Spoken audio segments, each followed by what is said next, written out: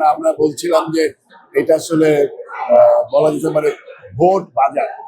আমরা যেখানে মগবাজারে আড্ডা মারি সবাই, তো দেখা যাচ্ছে যে আমার সাথে যে প্রতিদ্বন্দ্বিতা করছে সে আর আমি দুজন বসে কথা বলছি যে আসলে প্রতিযোগিতাটা অথবা প্রতিদ্বন্দ্বিতা কি নিয়ে।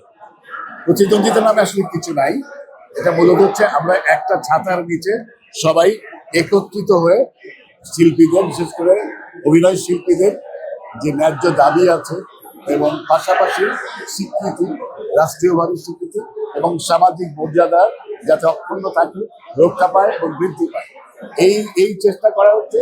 এই ইলেকশনে যারা নির্বাচিত হবে তাদের প্রধান কাজ।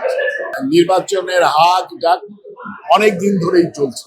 যখন থেকে ইলেকশন হবে বলা হচ্ছে তখন থেকেই নানান জায়গায় নানান আড্ডায় এটা একটা প্রধান বিষয়, প্রধান আলোচনার বিষয় হচ্ছে অভিনয় শিল্পী সঙ্গে নির্বাচন। এটা হয়তো মিডিয়াতে ভাবে আসেনি অথবা ফোকাস হয়নি, কিন্তু আলোচনা হয়েছে বিভিন্ন জায়গায়। এই সংগঠন হচ্ছে বাংলাদেশের যেসব সংগঠন আছে বিশেষ করে শিল্পীদের, তার মধ্যে অভিনয় শিল্পী সংঘ একটু আগানো এর সাংগঠনিক দক্ষতার কারণে, এবং এটা পূর্বে যারা চালিয়েছে তারা তাদের দক্ষতার পরিচয় দিয়েছে, এবং আমার প্রত্যাশা হচ্ছে পরবর্তীতে যাতে এটা আরো বেগবান হয়।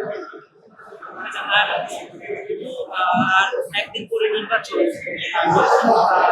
যারা আছে তারা শুভেচ্ছা বার্তার কিছু নাই, একটা বরং সতর্কতা বার্তা আছে।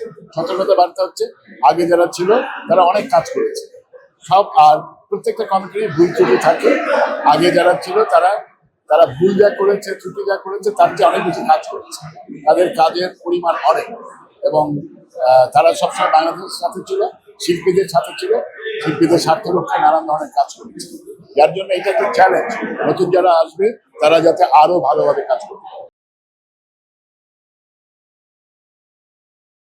দেশ জুড়ে তোলপাড়, ওয়ালটন ফ্রিজ কিনে হতে পারেন মিলেনিয়ার। এছাড়াও রয়েছে লক্ষ লক্ষ টাকার ক্যাশ ভাউচার সহ কোটি টাকার নিশ্চিত উপহার।